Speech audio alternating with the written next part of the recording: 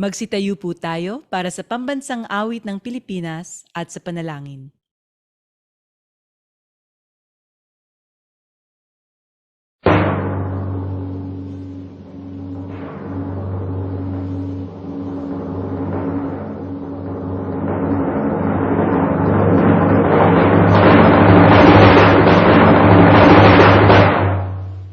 Bayang magiliw, pelas ang sinanganan, alam ng puso, sa dibdib mo'y buhay. Lupang hinirang, duyan ka ng magiting, sa manlulupig, di ka pasisingin. Sa dagat at bundok, sa simoy at sa langit mong bukaw, may dinagang tula at awit sa paglayang minamahal. Ang kislap ng watawat mo'y tagumpay na nagdiningning, ang bituing at araw niya kailan pa may magdidilim. Lupa ng araw ng luwalhating pagsinta, buhay langit sa piling mo. Ang ligaya na pag may mga apil, ang mamatay ng dahil sa'yo.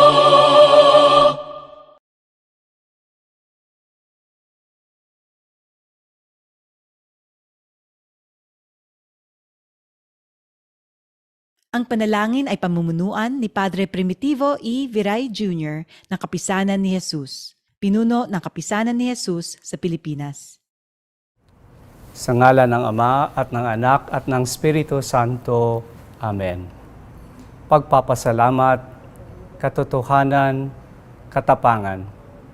Mapagmahal at mapagkalingang Ama, lumalapit po kami sa inyo na ipagkaloob ang mga biyayang ito na hindi lamang para sa mga nagtatapos, kundi para sa aming lahat na naghahangad sumunod sa iyong kalooban. Una, pagpapasalamat. Ipagkaloob niyo po sa amin ang isang pusong laging marunong magpasalamat. Maraming salamat para sa lahat na magtatapos, sa kanilang mga magulang at mga lahat ng minamahal sa buhay.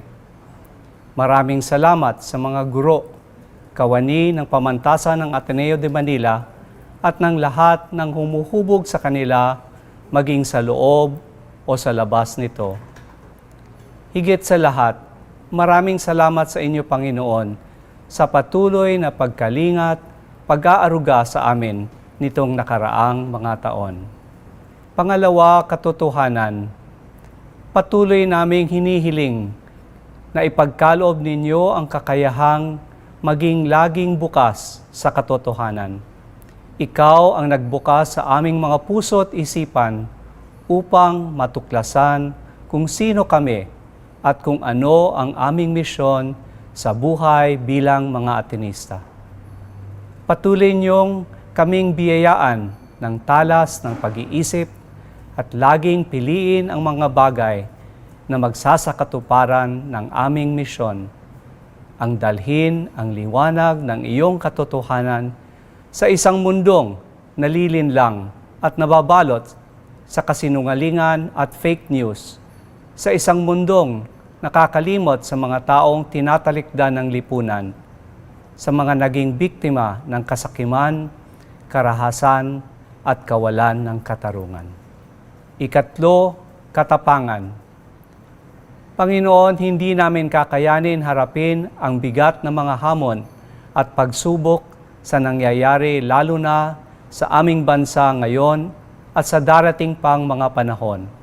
Kaya marapati ninyong ipagkaloob ang biyaya ng katapangan at paninindigan sa bawat isa sa amin.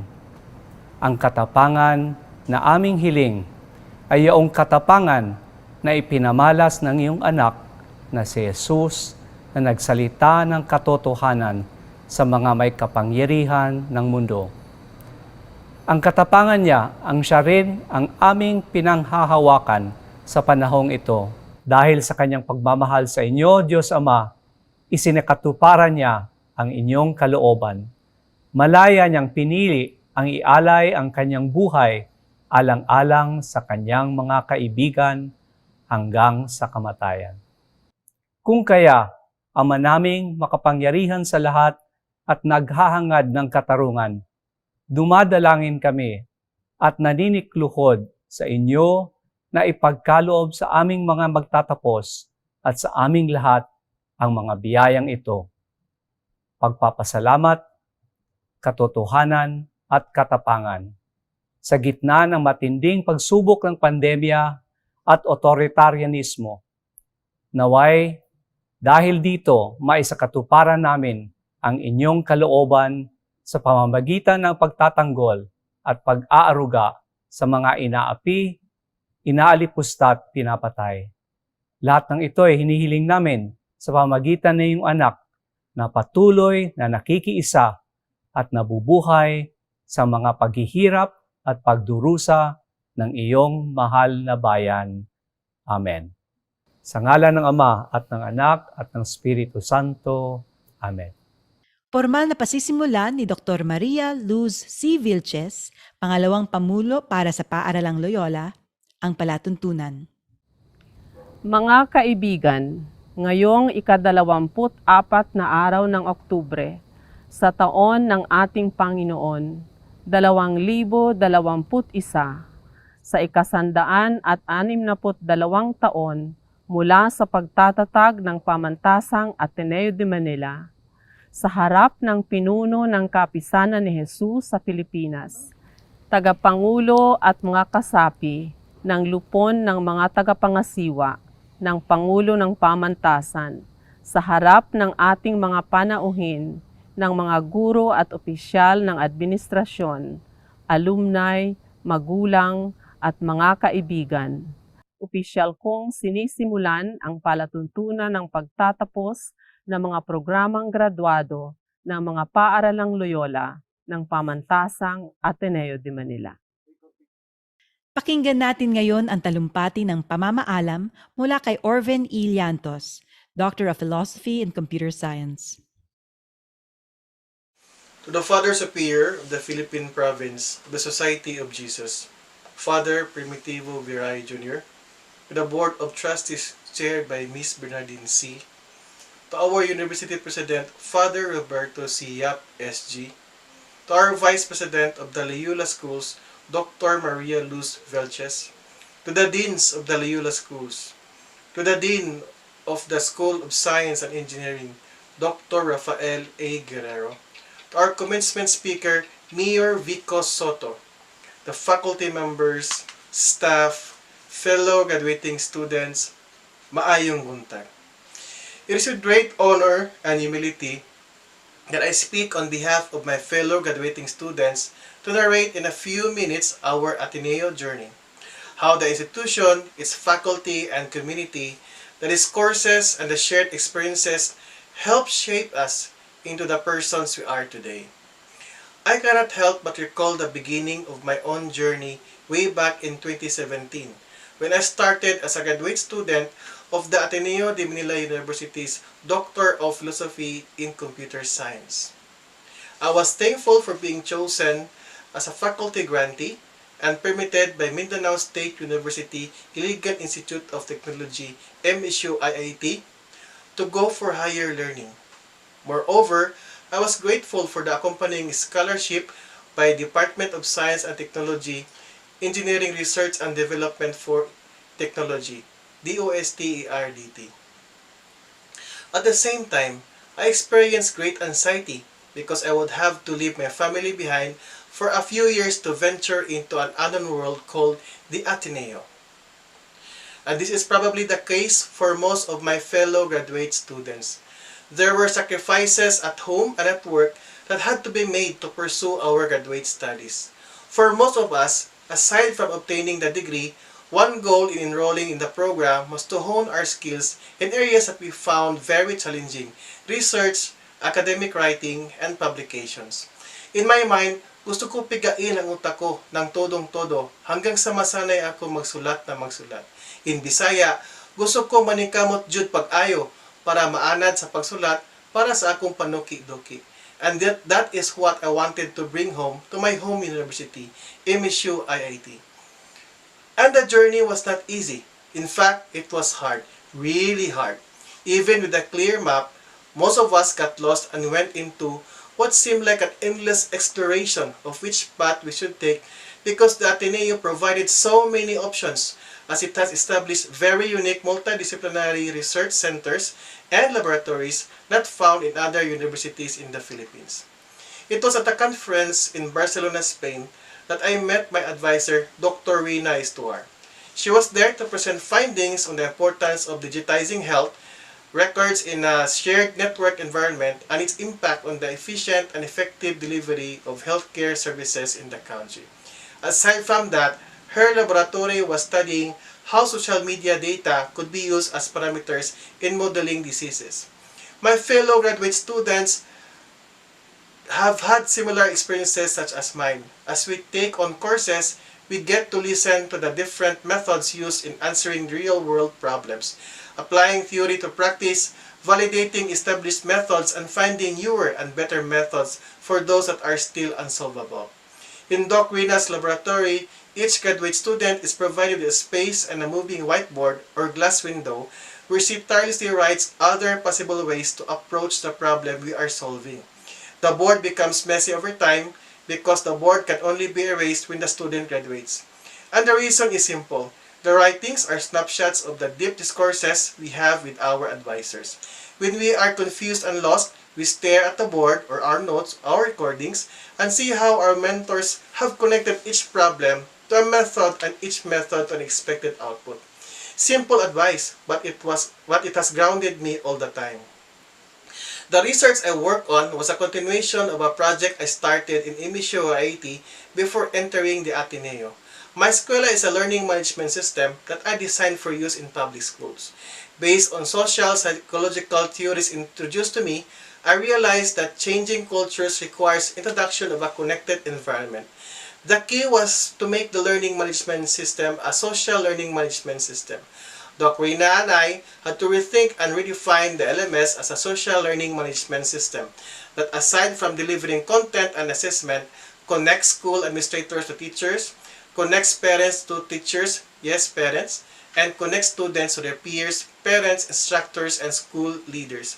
After all, in this strongly connected world, education has become more social than ever, and as the saying goes, it takes a village to raise and educate a child. And so my journey in designing, developing, and deploying my eskwela continued at the most challenging time, where the community that I wanted to serve deemed my work not as important as it is seen today. All throughout our work, my advisor would say that one day, our work would be relevant.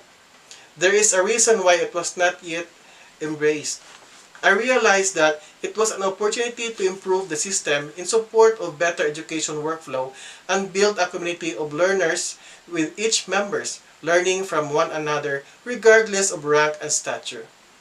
Working with public schools for at least 11 years made me realize that I could share my God-given talent to help improve the quality of delivering good education despite knowing that monetary gains would not be part of the picture.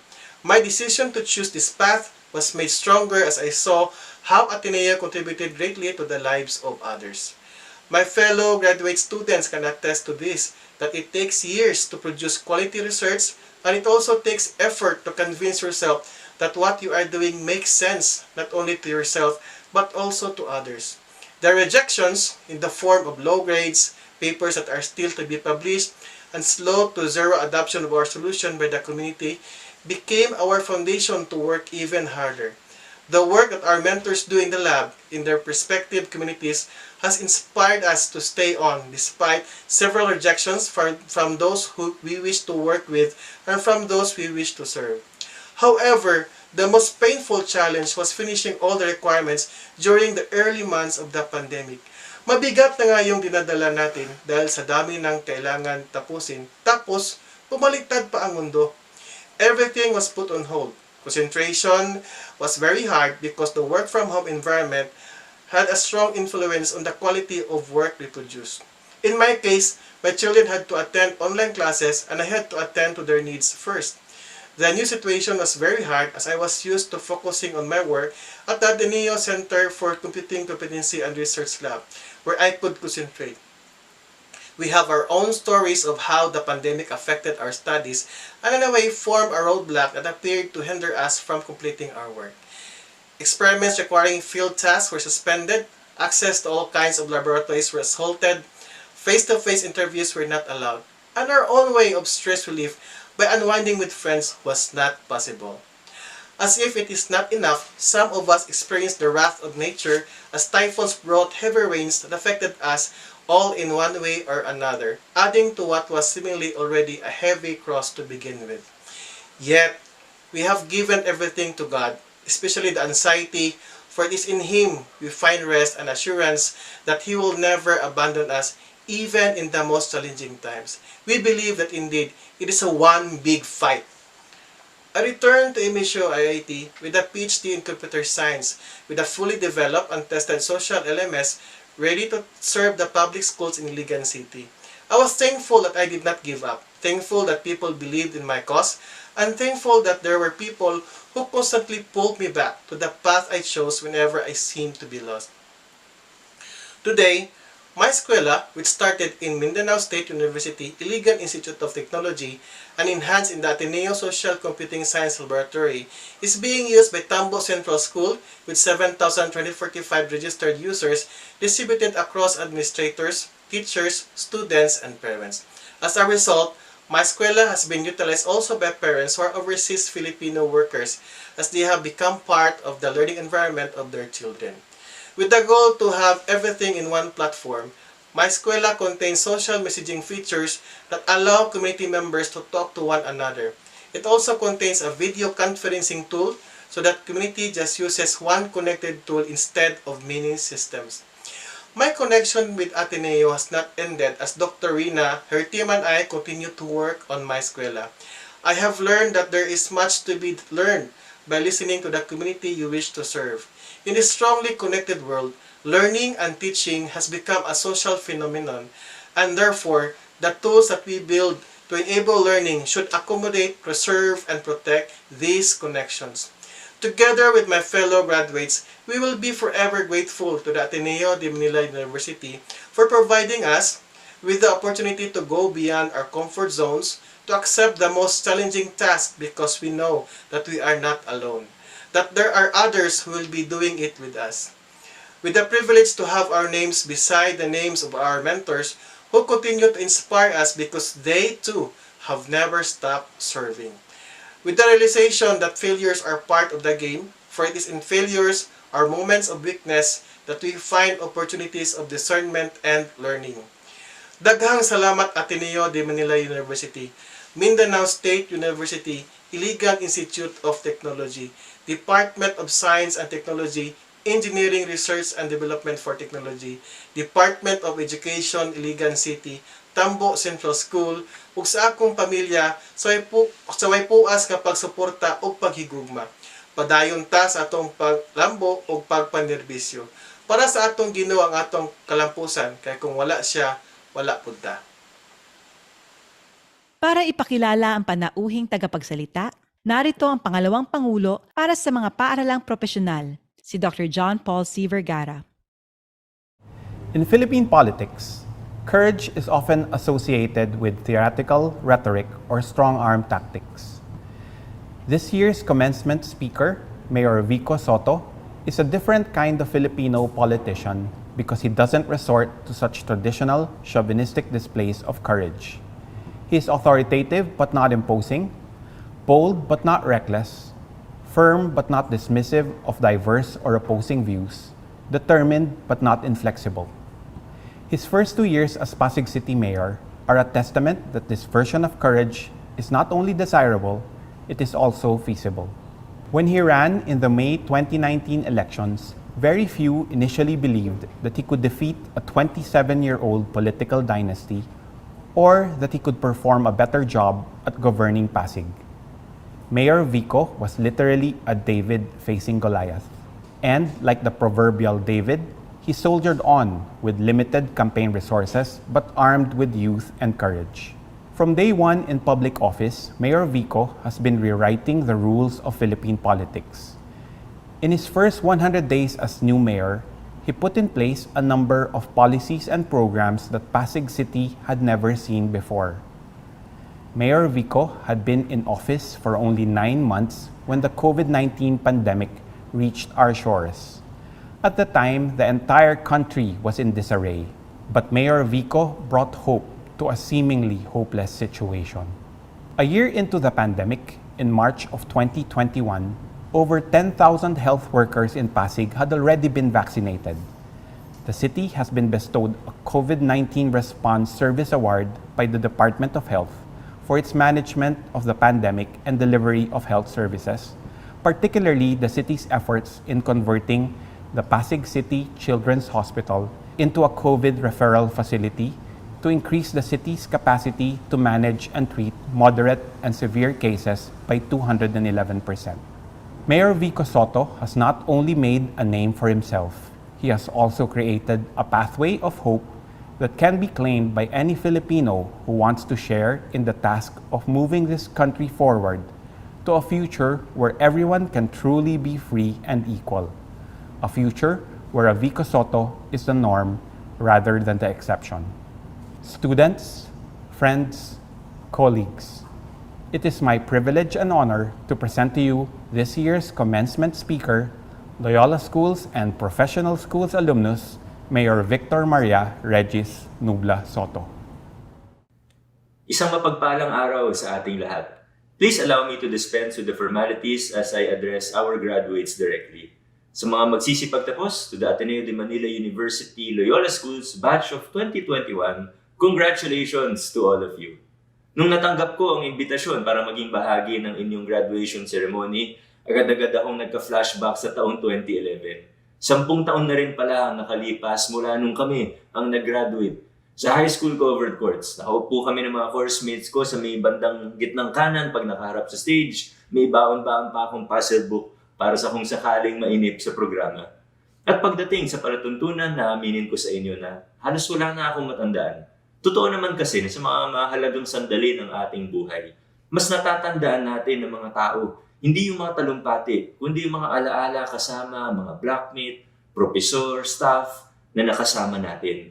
Kaya hindi kasasama ng loob ko kung pagkalipas ng 10 taon ay nakalimutan nyo na rin ang mga sasabihin ko. Ngunit sigurado ako na hindi nyo makakalimutan na sa kauna-unahang pagkakataon sa kasaysayan ng ating pamantasan, ang inyong commencement speaker, akala nyo ay formal na nakabarong, pero yun pala, nakasuot lamang ng shorts. Kidding aside, if I am indeed kidding, every graduating batch feels that feeling of uncertainty. What's going to happen next? Even for those who have everything mapped out, we know that the future is never certain. And if we felt that uncertainty back in 2011, I can only begin to imagine what it must be like for your batch. Graduating in the middle of a worldwide pandemic, the economy isn't doing great, many businesses are struggling, we can't even have classes or in-person graduation ceremonies yet. Bukod pa sa mga pagsubok na dulot ng pandaigdigang krisis na ito, nandyan pa rin ang mga hamon at hadlang sa ating ordinaryong buhay. Bilang job seeker, bilang bagong empleyado, bilang magsisimula ng negosyo, bilang magsisimula ng pamilya, at pati na rin bilang isang mamamayan. At higit pa rito, kung minsan o madalas, pag nakikita natin ng mga mas malalalim na problema sa ating lipunan, ay nakapanghihina ng loob. Climate change, poverty, low levels of economic mobility, norms of graft and corruption. Even as we look back at the last 1.5 years, we've seen how this pandemic has exposed a lot about ourselves and the world we live in. It's revealed a lot of the good, volunteerism, the spirit of bayanihan, but often we can't help but feel that it's revealed more of the bad. We've seen how politics has caused deep-seated division amongst us, how corruption is deeply ingrained in our bureaucracies, and we see how these issues have prevented better response in times of crisis. Malinaw na kailangan natin ng mga matitinding pagbabago. Ngunit sa gitna ng lahat ng pagsubok at problema na ito, nananatiling buo ang aking pag-asa. Dahil alam ko na kayo, bilang susunod na henerasyon ng mga leader ng Pilipinas, ang magiging katalista para sa mga mabubuting pagbabago na pinapangarap natin para sa ating bayan. Mula kay Gat Jose Rizal, marami nang naging produktong leader ang Ateneo. Wala akong pagdududa na sa batch 2021 ay napakaraming mahuhusay na mapupunta sa iba't ibang larangan. Ngayon, sa pagpasok nitong bagong kabanata ng inyong buhay, siguro magandang oportunidad ito para tanungin ang inyong mga sarili. Kung magiging leader nga ako, anong klaseng leader kaya ako? Bago tayo sumabak sa karera, pagnilayan muna natin. Ano ba talaga ang importante sa buhay ko? Ano ang importante sa mundong ito? Motto lang ba o isasabuhay ba natin ang pagiging men and women for others? Madaling tingnan yung mga nabanggit nating problema sa lipunan at sisihin ng mga sa kasalukuyang namumuno. Silang nasa poder, di ba? Siguro sila rin ang may kasalanan. Madali rin gumawa ng teorya o analysis. Sa mga kapwa ko political science major, madali para sa atin sabihin ng halimbawa na may korupsyon dahil sa kahinaan ng mga formal at informal na institusyon sa ating demokrasya. Sa isang banda, totoo naman to eh. Alam naman natin yun. And it's only right that we demand accountability from people in power. Ngunit madaling magturo o manisi, ang mas mahirap gawin ay yung tumingin ka sa salamin at sabihin sa sarili mo na, Vico, kasama ka rin sa problema. Simulan natin sa maliit na halimbawa. Sa mga nagmamaneho, pag nahuli tayo ng traffic enforcer, anong una nating naiisip? Bigyan ko na lang kaya ito ng pamerienda. O magpakilala na lang kaya ako ng kamag-anak kahunigan to. Pakita ko na lang kaya yung tarjeta ni Mayor o ni Konsehal. Mula sa maliit na halimbawang ito, makikita natin na hindi lang sa gobyerno mismo sa mga nasa kapangyarihan ang problema. Mga bagay katulad ng padrino o palakasan system, yung lagayan at marami pang iba ay nakaugat na hindi lang sa gobyerno, kundi sa kultura natin mismo. Makikita natin to sa ating pang-araw-araw na pamumuhay. Bilang mga Atenista, madalas nating kinakanta, down from the hill, down to the world go I. At bilang mga kabataan, sa inyong pagbaba, tiyak na umaalab sa inyong mga puso ang idealismo at ang kagustuhang magpakilala ng mga pagbabago sa ating lipunan. But sooner rather than later, you will be tested. Your character will be tested. Kapag inutusan ka na ng boss mo na suhulan ng isang opisyalis, gagawin mo ba ito?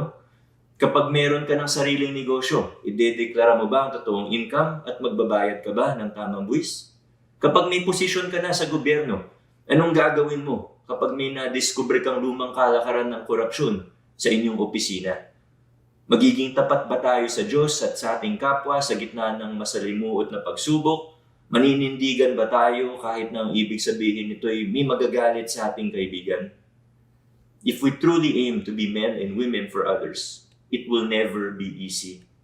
But the good news is, we should remain in high hopes, foremost looking from a wider perspective. No matter how bad things seem at any given moment, we can look at the trajectory of our history and say that things are indeed getting better.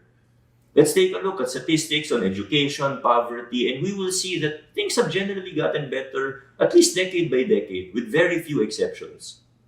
And the truth is, historically speaking, whether here or around the world, the biggest changes and the greatest reforms have always been backed, if not initiated, by the youth. This might sound a little bit cliche, but if we want things to improve, there's no one else who's going to do the job but you. The even better news is that your generation has a unique opportunity and place in history because, and this is why my hope remains high, no generation in history has had the tools to succeed and to effect change that you have at your disposal today. Your generation has the potential to make changes faster than any generation has done before. At the palm of your hands, you have nearly instant access to more information than Albert Einstein could have possibly seen in his lifetime. You're more exposed to different perspectives and viewpoints and philosophies from all around the world compared to Martin Luther King, Winston Churchill, or other great leaders of the past. The organization building that took Andres Bonifacio and our national heroes months or even years to do can now be possible in unbelievably short periods of time.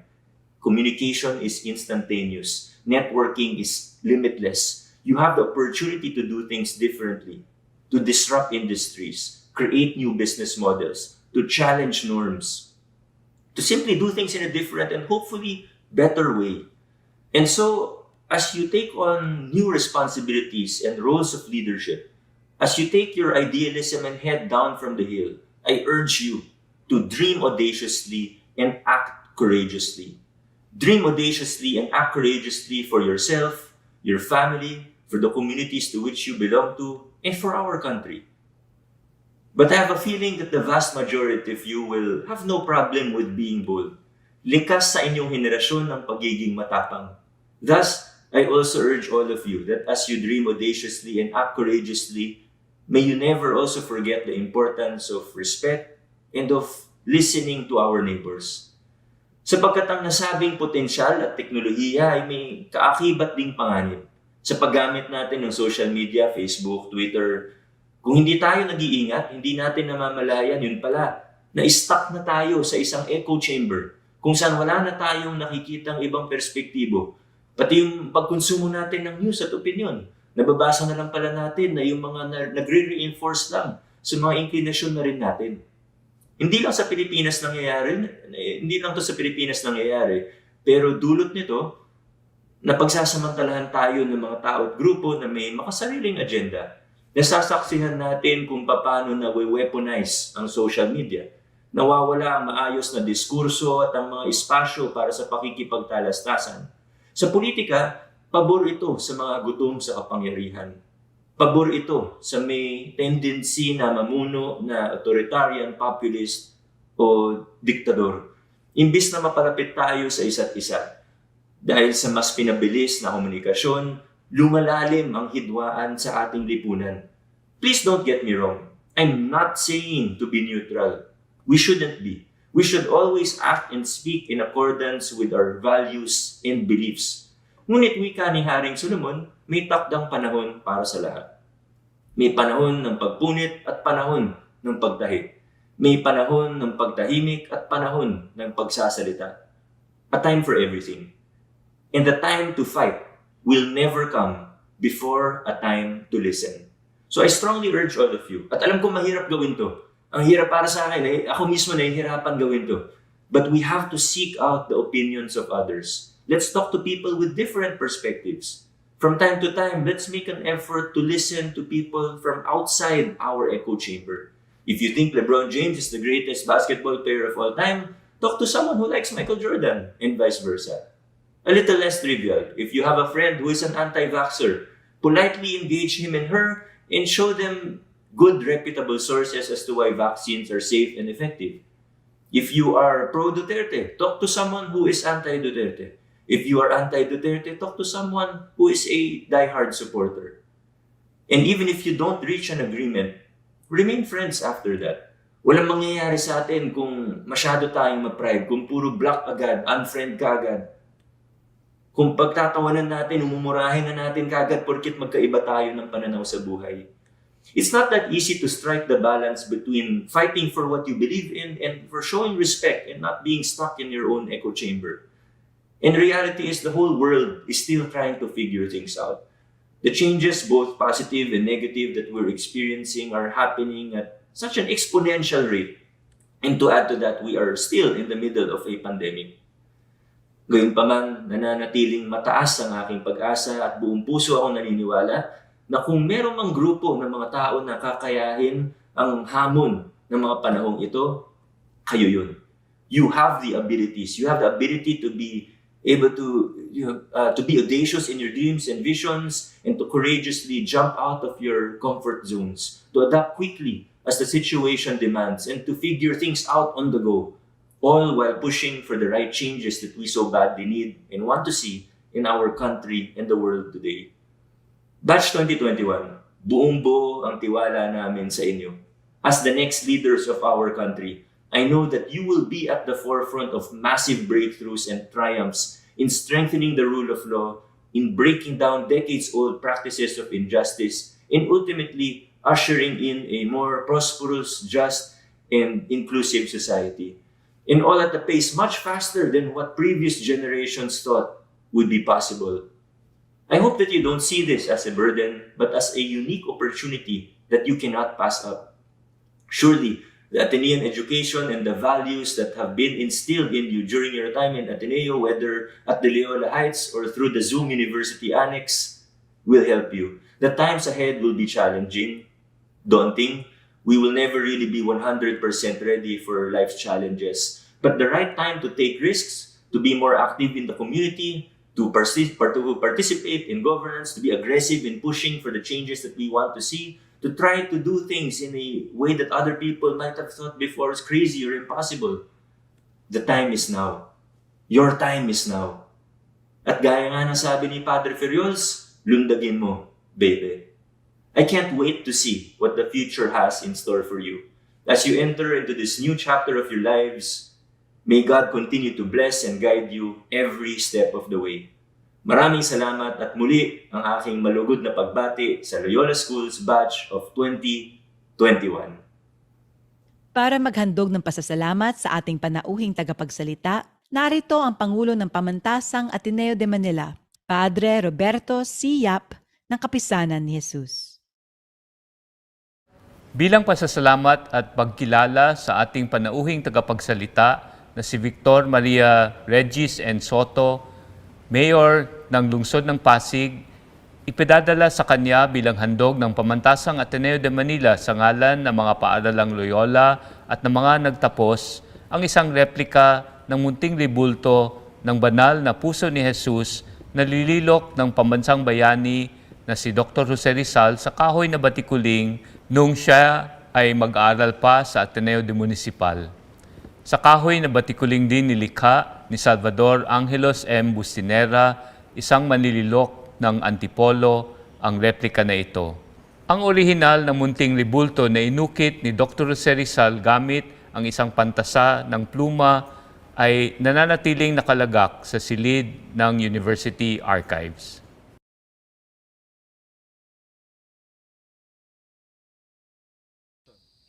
Sa taong pampaaralan 2020 hanggang 2021, ginawaran ng Pamantasang Ateneo de Manila ang mga sumusunod ng Honorary Degree at Traditional University Awards.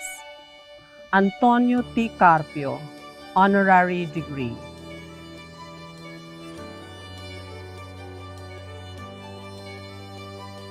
Hector L. Hufilenia, Lux in Domino.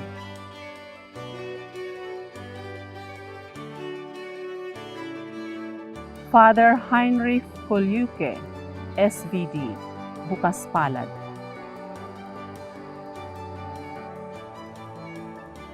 Ruel Z. Cagape, Ozanam.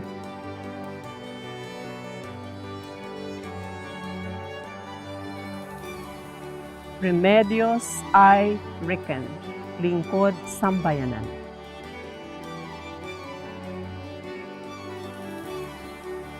Feliz P. Santa Maria, Tanglaw ng Lahi.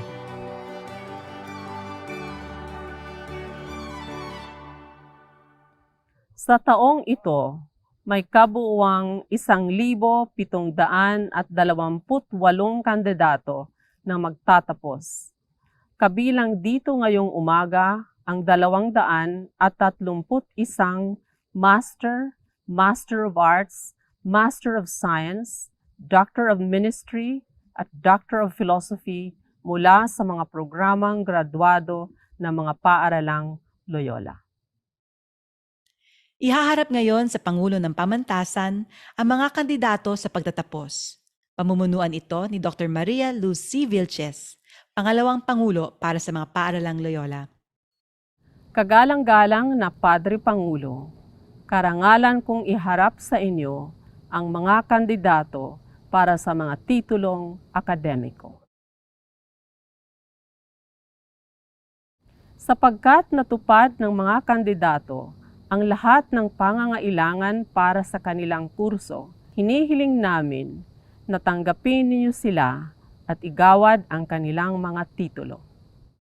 Sa bisa ng kapangyarihang ipinagkaloob sa akin ng Republika ng Pilipinas bilang Pangulo ng Pamantasang Ateneo de Manila, tinatanggap ko ang mga kandidato at ipinagkakaloob sa kanila ang nasabi mga titulo at lahat ng karapatan at pribilehiyong kaakibat nito. Isa-isa ngayong babanggitin ang mga pangalan ng nagsipagtapos. School of Humanities, Master of Arts, major in English Language and Literature Teaching, Isidro P. Cruz Jr. Esther A. Edaniol, Carla E. Ngitngit, Rogelio P. Panuelos Jr., Vina O. Santos, Master in English Language and Literature Teaching, Katarina A. Lacson, Master of Arts, major in Literary and Cultural Studies, Bon Samuel P. Atienza, Master of Arts in Literature Filipino, Lorraine F. Fernando,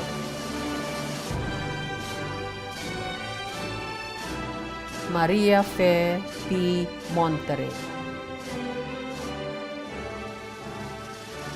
Jeremy James C. Sim, Patricia Marie P. Velez, Master of Arts, major in Philosophy, Don Claro P. Abutal, Sofia P. Manapat, Master of Arts, major in Theological Studies, Sister Charmaine C. de la Cruz of the Religious of the Assumption, Raf L. de la Pieza, Father Benjamin B. Espiritu III, Anne Claire O. Maitem, Nguyen Thi Mien of the Lovers of the Holy Cross, Sister Victoria L. Octoso of the Daughters of Mary Help of Christians, Oliver Verhel O. Parr of the Society of St. Paul, Cesare Sposetti of the Society of Jesus, John Patrick C. Toledo, Tran Wan Chin of the Society of Jesus, Mongkol Wong Huai of the Oblates of Mary Immaculate, Master of Arts, major in Pastoral Ministry, Emmanuel V. Angelito of the Order of Discalced Carmelites, Albert L. Balbastro of the Missionary Society of St. Columban, William A. Crispolon of the Order of the Pious Schools, John Michael M. Dolom of the Fils de Marie Immaculée, Roland O. Felices of the Order of the Pious Schools, Alfredo B. Ligmayo Jr. of the Missionary de San Giuseppe del Mesico, Jerry A. Lohera of the Missionary Society of St. Columban, Sister Jeneline D. Magtaka, of the Sisters of Our Lady of Consolation. Juanito S. Nasataya Jr., of the Order of the Pious Schools. Nguyen Viet Tuan, of the Order of Discalced Carmelites.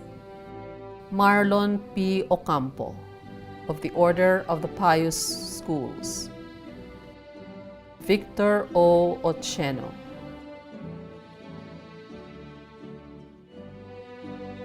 Yun Hee Shio, of the Sisters of Our Lady of Perpetual Help.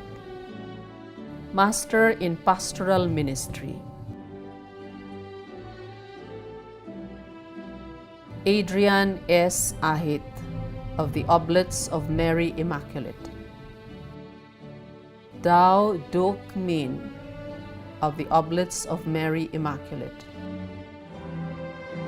Wilmar M. Dolor,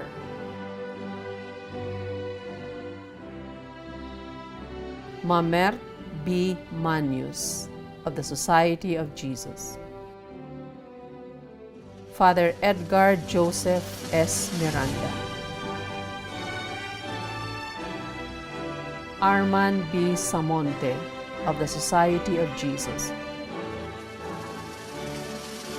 Karel L. Intong.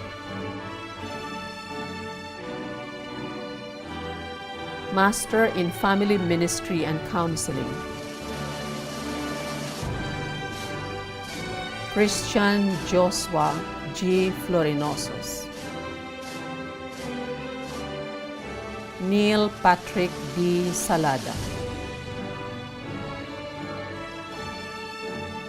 Master of Arts, major in Religious Education, Franz Marie S. Cuya. Ricardo E. Flores Jr. Master in Religious Education, Nelisa R. Borreo. Avon P. Castillo. Renjin M. Fabula.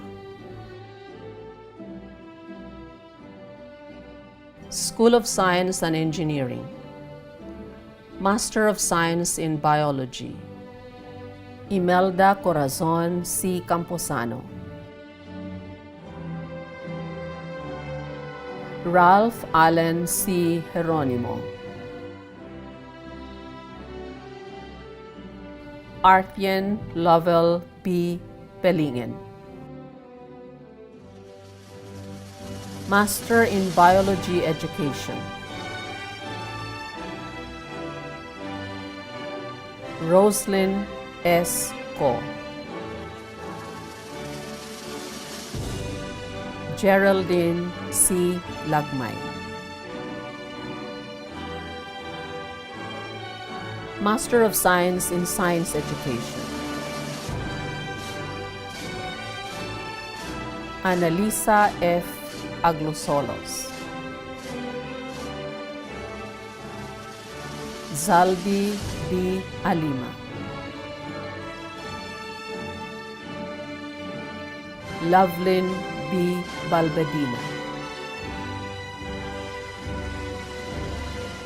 Maria Andrea Claire A. Carvajal.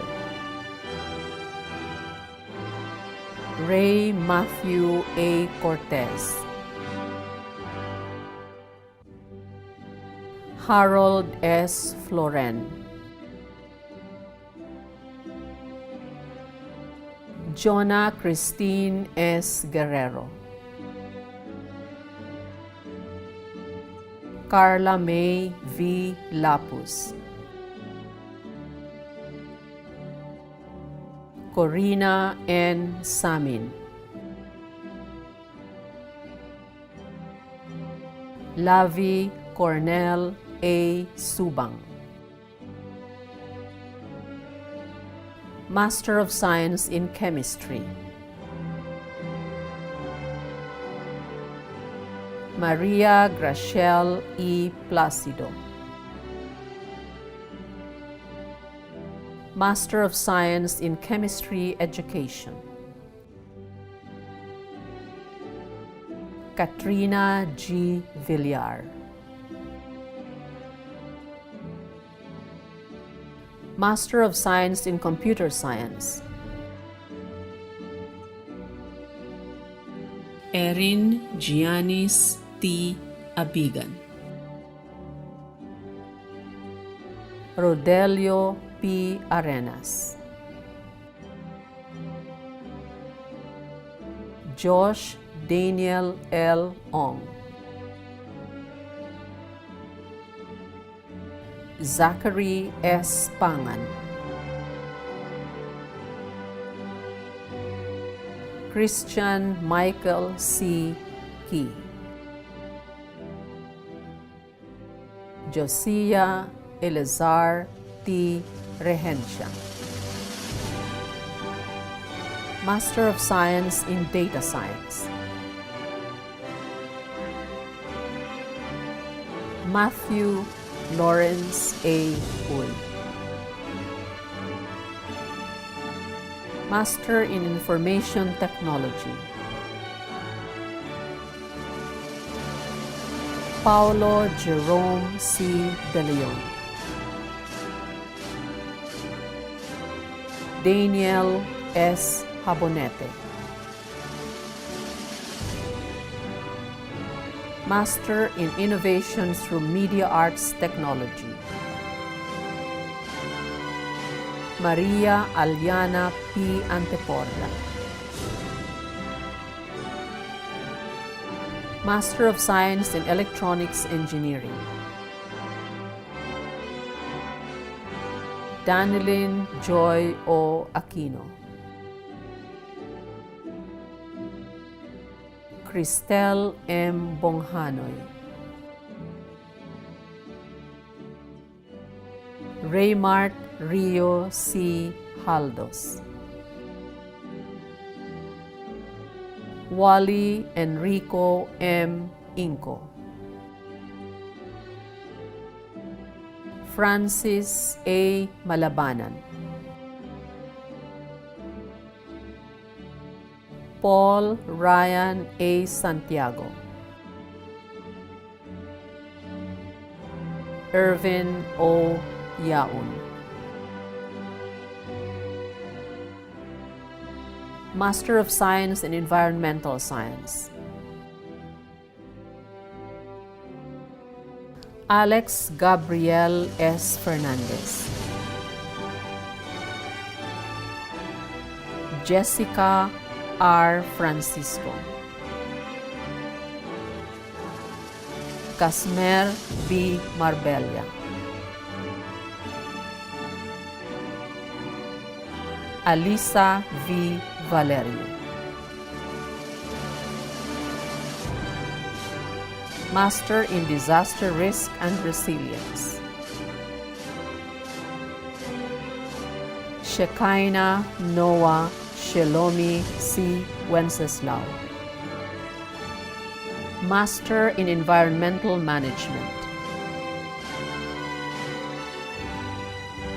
John Charles A. Altomonte. Maria Cristel G. Banaag. Peterson A. Fernandez. Arbe A. Ferreras. Master of Science in Mathematics. Giovanni B. Escolano. Jerome Russell J. Eugenio. Aris E. Gayalone. J.R. A. Manamtang. Master of Science in Mathematics Education.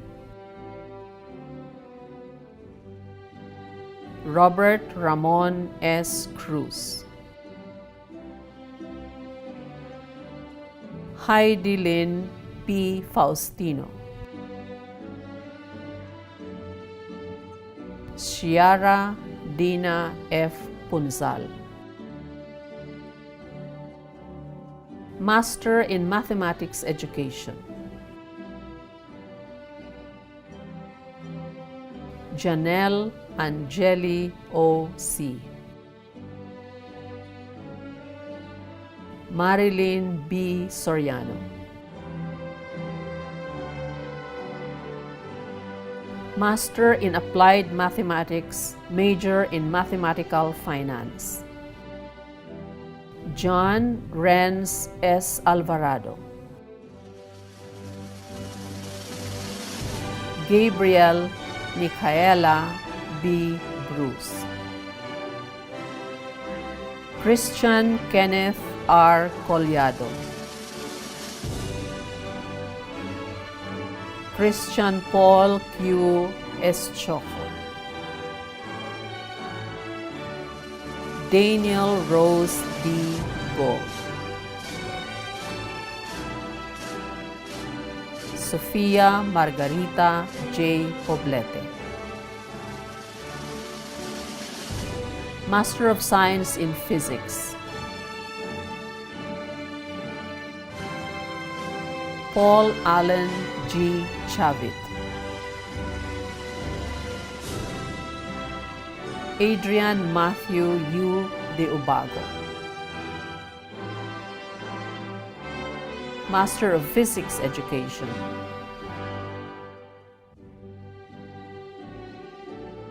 Rainier I. Serna.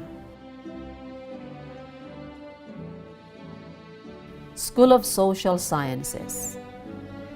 Master of Arts, major in Communication. Christian Nicole B. Baluca. Jesus P. Gozon. Master of Arts, major in Journalism. Alexis Carlo A. Corpus. Chung Xian Lee.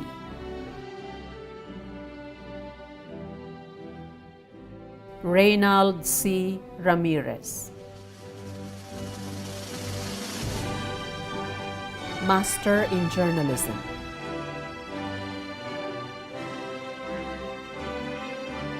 Efraim T. Cabrestante. Master in Economics.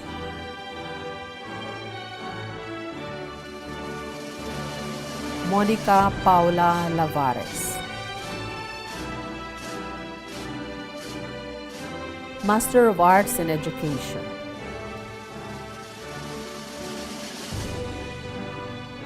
Namnama Laya S. Alegre.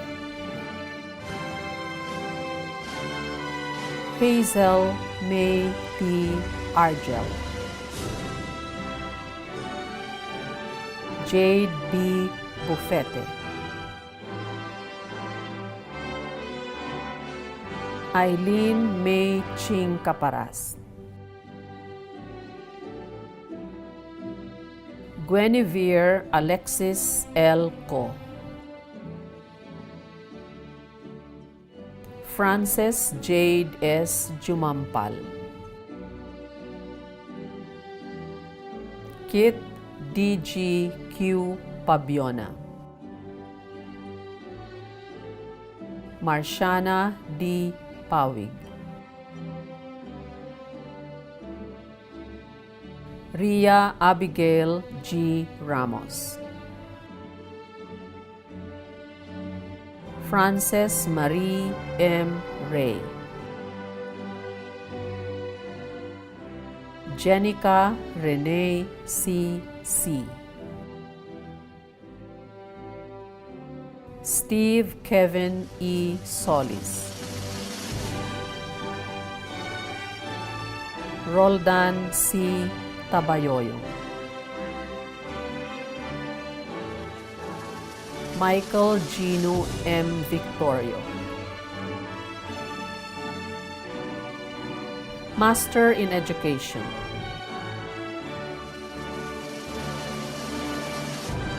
Amadeus B. Bernardes. Jenny T. Chua.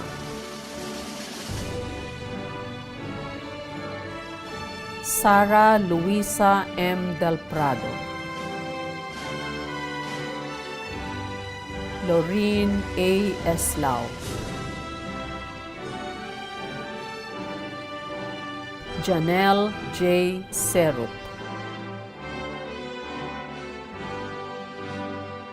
Marisa G. Dionson. Janet T. T. Master in Basic Education Teaching. Edlyn Marie M. Sanchez. Master in Information Technology Integration. Mark Anthony R. Aribon III. Master in European Studies, major in Comparative Regional Relations of Asia and Europe. Maria Isabel P. Cabal.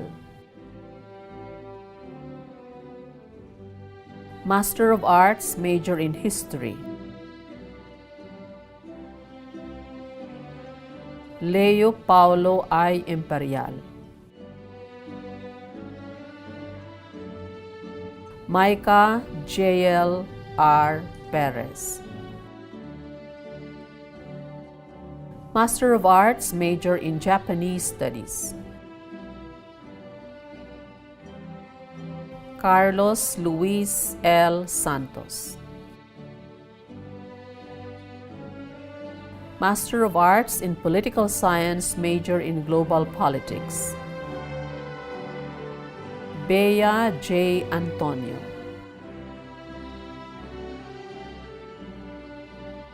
Angel S. Chan.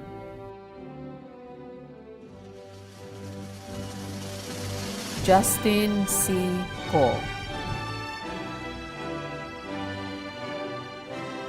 Joseph Elijah Sidney J. Hill. Mark Matthew V. Operiano. Master in Political Science, major in Global Politics. Alvin Cornea Sandy. Johnson K. Badawi.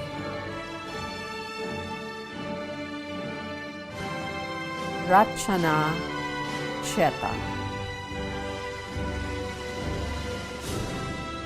Pornrutai Chotvidjet. Raquel Gertrude H. Correa. Tamara Ligaya J. Damari. Dang Fong Tran Ling. Angela Laura F. De Leon. Du Hu Tan.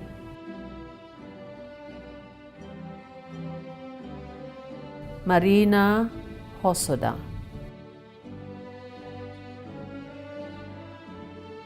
Nuwan Chamir Karunaratna. Ayaka Kudo.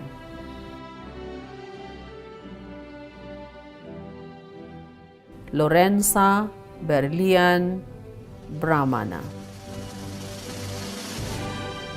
Shiori Matsumoto. Ni Ong. Yuto Niimura. Paing Pyo O. Porntip Promsovong. Rishanti Ringganatan. Rintaro Shigyoshi. Sigrid Jan L. Sibog. Austin Frederick C. C. Aravila L. Tan. Thong Phan Tumali. Tring T. Cook Tien. Maria Patricia Alexandra T. Vargas. Wot Yi Win. Hideyuki Yamasaki. Yusuke Yashiro. Mitsuyo Yoneya. Master of Arts in Psychology. Michelle Basilia Ayuro. Donna May Ponce Batnag. Maria Celeste Marasigan Lascano. Sonia F. Saura. Master of Arts in Counseling Psychology. Ross Lauren G. Fortunado. Dana Angelica S. Ledesma. Jeffrey James F. Paulino. Master in Counseling Psychology. Joseph Anton Rafael Bengson. Sergio William O. Hamila IV. Roland Julius A. Hapone. Anne-Therese Marie B. Martin. Sherlene A. San Diego. Janine Michelle O. C. Joseph Elliot G. Violago. Master of Arts in Developmental Psychology. Chanchal D. Badlani. Catherine Lauren P. Gohu. Jill Ann Therese C. Tan. Master in Developmental Psychology. Chester B. Alejandro. Irene W. Diaz. Master of Arts in Organizational Psychology. Anne Margaret A. Jordan.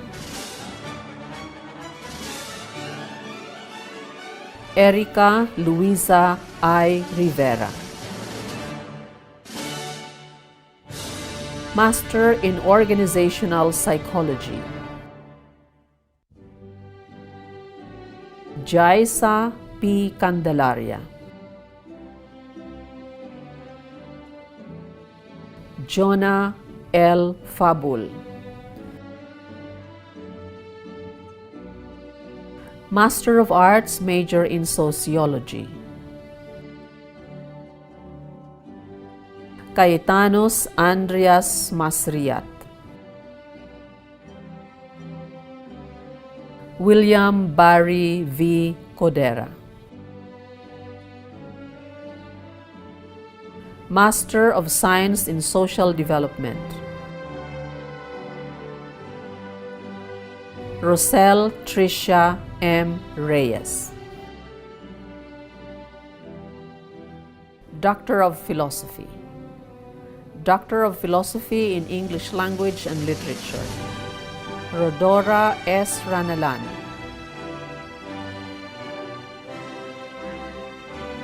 Myrel M. Santiago. Erswitzel C. Servano. Doctor of Philosophy in Philosophy. Michael Stephen G. Aurelio. Damian Royland.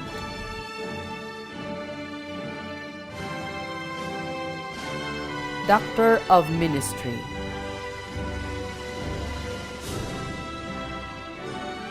Joseph Edapulavan of the Order of Discalced Carmelites.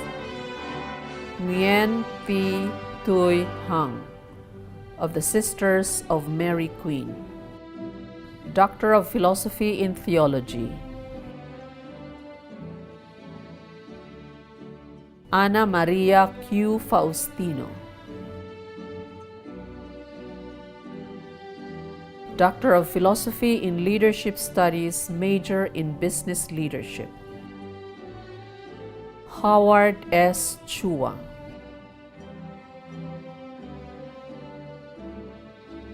John Luis D. Lagdameo. Calixto B. Salud Jr. Doctor of Philosophy in Biology. Ronald Alan L. Cruz. Doctor of Philosophy in Computer Science. Orven E. Liantos. Aran V. Samson.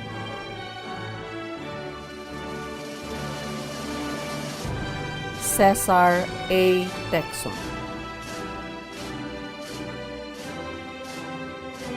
Doctor of Philosophy in Mathematics.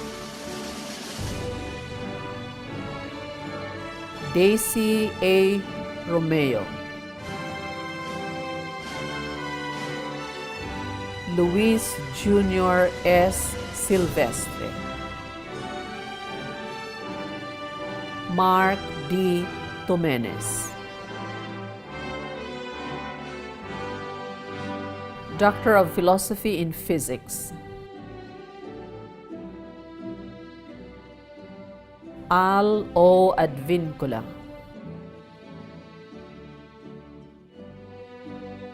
Amante T. Ama.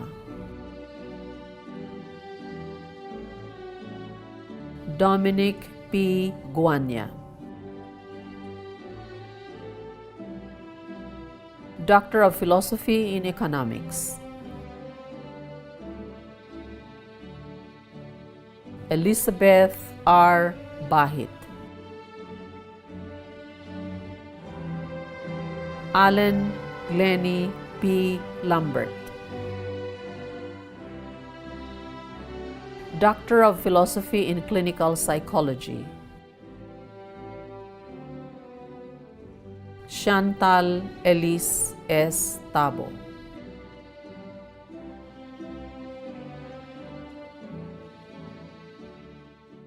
Panoorin natin ngayon ang isang espesyal na paghahandog na inihanda ng inyong mga guro. Congratulations for achieving this significant milestone. We are so proud of your accomplishments. We wish you well in your future endeavors and careers. May you relish the fruits of your labor and become responsible citizens. You are a batch of people who chose to work hard for a higher degree. As you come to the commencement of your studies, try to remember what it is that called you to this, because whether you remember it or not, you were chosen. What you get by achieving your goals is not as important as what you become by achieving them. Good luck. From Rumi, you are the wide sky and the deep sea. Congratulations. May you always have the courage to live by your hard-won truths. May you continue to be a blessing to others and be more open to learning from other people. Keep your head up. Congratulations and mabuhay. There are no small minds, only small dreams. No task too daunting, only frail spirits. You are only as big as your dreams, as strong as your faith, as heroic as your hearts. Your lives could have endless possibilities. You just have to believe. You are indeed a special batch. Wishing you continued success, but do not lose sight of your original purpose. I hope that wherever this degree brings you, you will look at the now and the future with bravery and hopefulness. Do not be afraid to spread your wings. Learn to fly and soar like an eagle. With your competences, you can now help businesses and organizations to create sustainable value, to change mindsets and processes, to care for others, for the country, and for creation. Embrace your role as agents of sustainability and become the leaders for others that Ateneo hopes you will be. The road to graduation is long, bumpy, and steep climb. So take a moment at the summit to be proud of your accomplishments and take a pat on your back. Congratulations. May God's blessings be on your future life. Congratulations, dear graduates. Your passion, dedication, and hard work to achieve your goals never fail to amaze all of us. Now that the needs of the world are far more greater, it is time for you to fly even higher.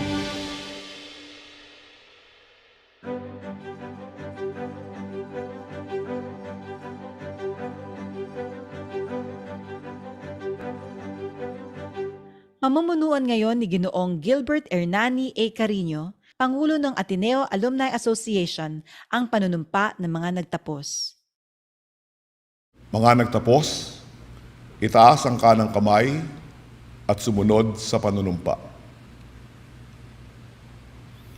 Sa araw na ito ng aming pagtatapos, sa piling ng aming mga magulang, kamag-anak at mga kaibigan, sa piling ng aming mga kamag-aral, guro at tagapangasiwa ng pamantasan, sa piling ng mga alumni at bilang alumni ng Ateneo na nakatalagang maging lux in domino, liwanag sa Panginoon, sumusumpa kaming maging tao para sa kapwa at hayaang magningning ang aming liwanag sa lahat.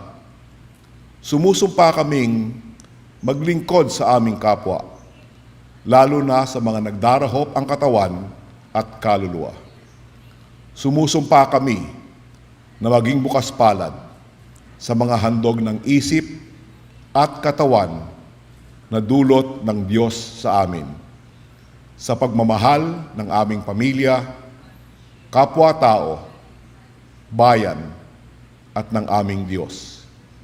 Panginoon, turuan mo kaming maging bukas palad. Ibaba ang inyong mga kamay, binabati ko kayong lahat. Mga kaibigan, ang Pangulo ng Pamantasang Ateneo de Manila. Good day, class of 2021. Today, permit me to share 3 beautiful insights from Pope Francis' Laudato Si', his landmark encyclical on caring for creation, as my pabaon for you as you formally graduate. First, appreciate that everything in the world is connected.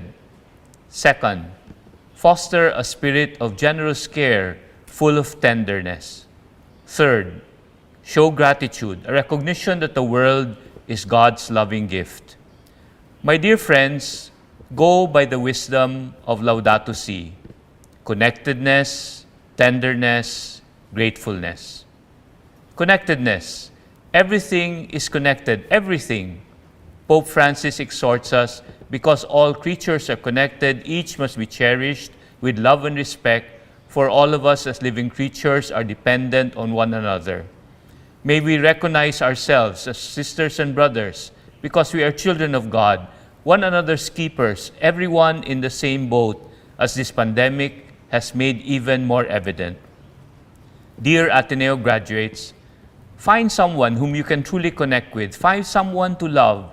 Find a soulmate who will journey with you through sorrows and joys. Find a partner in life to whom you can give solace and support, and from whom you can receive comfort and consolation. Nurture well the children that God will gift you. But do not limit your connectedness to an exclusive someone. Find the many others whom you can serve with love. Find the so many who need your service. Help your neighborhood and your community. Love your church and your country. Serve especially the poor and the powerless. Tenderness.